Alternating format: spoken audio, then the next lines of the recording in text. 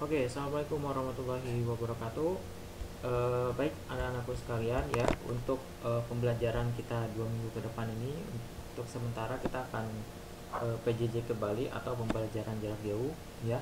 Jadi untuk materi kita akan lanjutkan kembali ya materinya. Ya kemarin kita sudah bahas tentang permutasi dan nanti juga kemarin kan Bapak ada soal ya. Nanti soal itu yang kemarin itu beberapa kelas itu belum eh, belum di Bapak kasihkan gitu ya, atau belum Bapak bagikan gitu. Nanti untuk fotokopian soalnya nanti Bapak akan foto, kemudian nanti untuk kelas yang belum itu nanti dimohon untuk mengerjakan karena itu akan dimasukkan ke nilai. Baik, untuk hari ini kita akan melanjutkan materi kita ya, masih di aturan pencacahan, yaitu tentang kombinasi.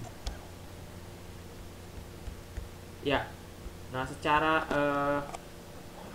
secara definisi ya, kombinasi itu adalah suatu permutasi yang tanpa memperhatikan urutan yang terpilih.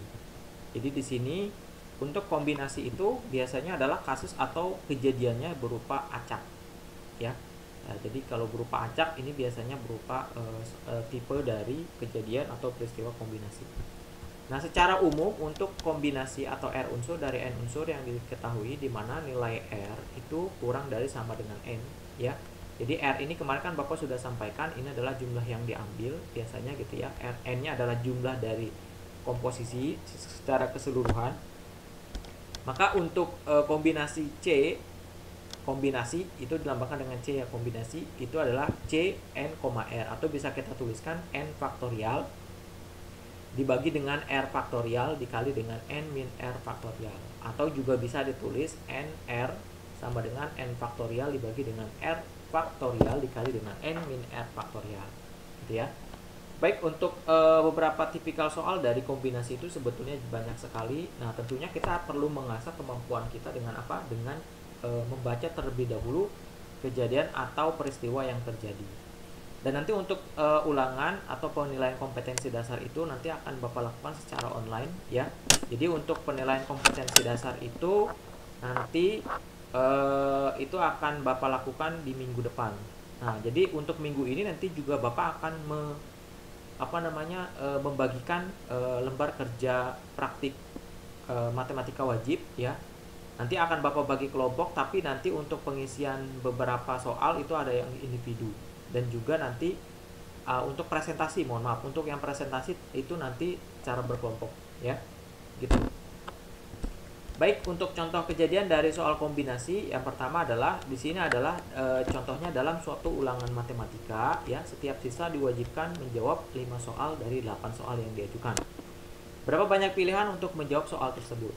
Nah, logikanya adalah ketika kalian kemarin Bapak sudah arahkan ke kalian ya.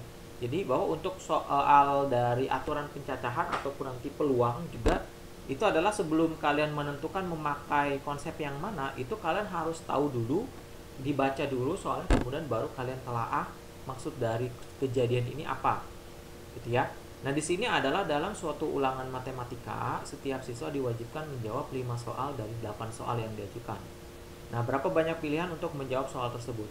Ini termasuk contoh kasus kombinasi. Kenapa? Karena di sini adalah ada 8 soal ya, tetapi kita disuruh wajib untuk menjawab 5 soal. Tetapi di sini tidak diketahui urutan nomor berapa aja nih soalnya yang akan dijawab, yang dijawab oleh kita. Berarti kan secara acak ya, boleh dari nomor 1 dulu, boleh dari nomor 3 dulu ya. Secara acak intinya adalah 5 soal. Maka ini adalah kasus untuk kombinasi. Nah, di sini untuk secara kombinasi memilih 5 soal, yang dipilih kan berarti 5 soal dari 8 soal. Maka kita tuliskan C 8,5. 8 ini adalah N, R-nya adalah 5 ya. Maka kita tuliskan 8 faktorial dibagi dengan 5 faktorial dikali dengan 8 dikurang 5 adalah tadi 3 faktorial ya. Maka didapatkan ya, ini nanti kemarin kan Bapak sudah ajarkan juga untuk notasi faktorial ya. Didapatkan hasil 56 ya. Itu untuk banyak pilihan yang untuk menjawab soal ya. Tuh. Kemudian untuk contoh berikutnya adalah Tono beserta 9 orang temannya ya bermaksud membentuk suatu tim bola voli yang terdiri atas 6 orang. Apabila Tono harus menjadi anggota tersebut, maka banyak tim yang mungkin dibentuk adalah. Nah, di sini kan logikanya begini.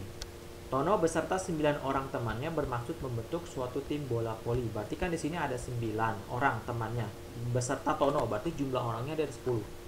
Ya, si Tono dan 9 orang temannya, berarti total ininya ada 10.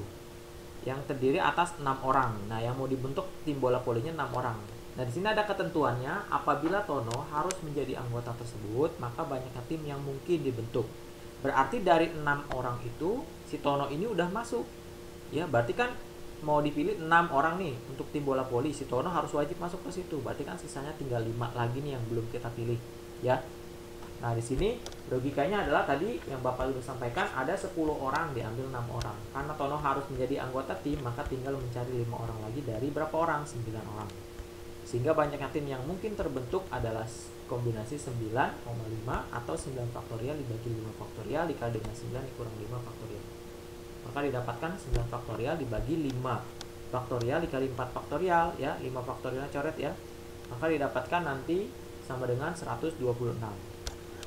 Ya, itu banyak tim yang mungkin dibentuk. Nah, kemudian nah ini belum Bapak ini kan ya, ini dilewat aja ini karena tadi belum sempat Bapak ini kan ya.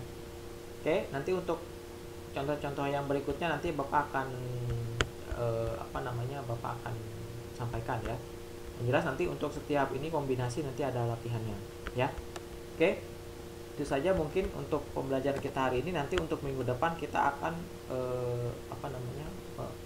melakukan penilaian kompetensi dasar. Biasanya untuk nanti ini kalau untuk ekspansi binomial tidak usah lah ya, karena ini nggak bakal kepake ya.